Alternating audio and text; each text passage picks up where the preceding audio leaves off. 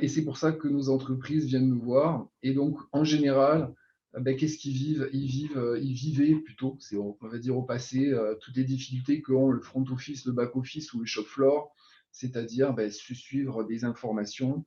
Alors que aujourd'hui, avec Interop et le BPM surtout, eh bien, les gens vivent la sérénité parce qu'ils peuvent avoir la bonne info au bon moment et adressée à la bonne personne. Donc en fait, c'est ça le BPM. C'est une communication dans l'entreprise, intermétier ou même dans un métier particulier. Ou par exemple, voilà, là je vous ai donné un exemple de processus très simple de commande. Donc il va y avoir un premier événement qui est un client externe ou interne qui va faire une commande. Puis on va planifier cette commande. Voilà, donc là, c'est vous avez une tâche. Donc c'est représenté par un carré, par une boîte. Donc nous, on appelle ça des boîtes et des flèches. Donc c'est tout simplement une tâche qui est reliée à d'autres tâches. Voilà. Et les deux autres tâches qui vont se dérouler en parallèle, c'est d'une part, on va dire le service facturation, le service achat ou le service client, par exemple. Et puis toute la production qui va se dérouler en parallèle. Et puis, une fois qu'on a fait le produit, qu'on l'a facturé, on envoie bien sûr le produit et ensuite on fait une enquête satisfaction client.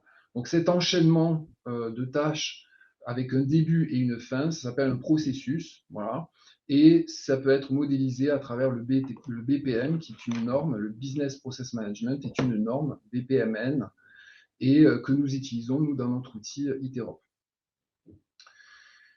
Donc, en termes d'utilisation, comme je vous disais, nous avons divers clients et j'avais envie de vous montrer un peu les avis que nous avons, les retours que nous avons, parce que c'est super intéressant de comprendre que l'outil et le BPMN permettent la réactivité. Par exemple, Serballiance, qui est un laboratoire, a fait beaucoup de dépistage lors du Covid-19.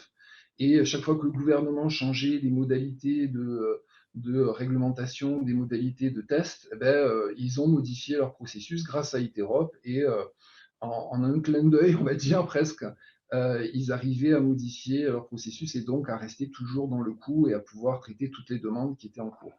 Aussi, nous travaillons avec le ministère de l'Intérieur, pour rien vous cacher, c'est le service qui s'occupe de réparer comment on appelle ça, les radars. Voilà, donc voilà, on n'a rien à voir avec ça, mais bon, les radars se réparent notamment grâce à Iterop, en suivant un processus de logistique. Et voilà, donc il n'y avait rien eu à coder, les gens ne sont pas du tout spécialistes là-dedans, et ils ont pu utiliser Iterop d'une manière très simple. Et pareillement, nous avons le Crédit Agricole qui fait de l'utilisation d'Iterop la plus pour du KYC, comme on dit, c'est-à-dire Know Your Customer. Et ça veut dire en fait que toutes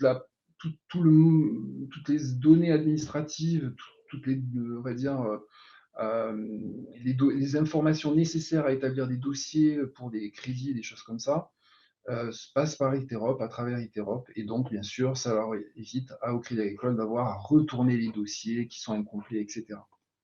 Voilà, 3 types d'utilisation. Il y en a plein d'autres. Voilà, vous déroulez votre processus et c'est là où vous êtes gagnant, en fait, puisque tout le monde communique. Et c'est justement ce qui vous permet ça peut être illustré ici dans cette slide, c'est que Iterop est là pour communiquer entre services, entre personnes et entre systèmes informatiques.